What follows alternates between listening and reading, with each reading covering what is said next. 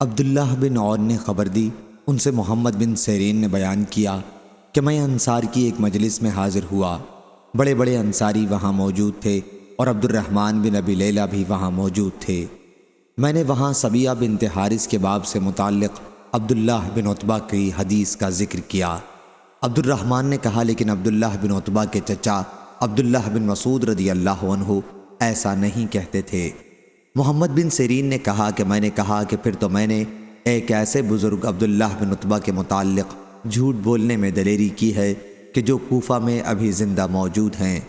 میری آواز بلند ہو گئی تھی۔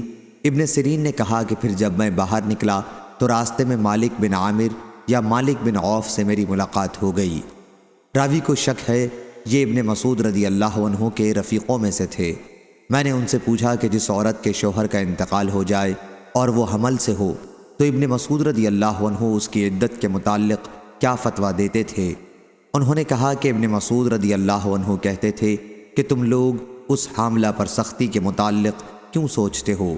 اس پر آسانی نہیں کرتے، اس کو لمبی عدت کا حکم دیتے ہو۔ سورہ نساء چھوٹی، سورہ طلاق لمبی سورہ نساء کے بعد نازل ہوئی ہے۔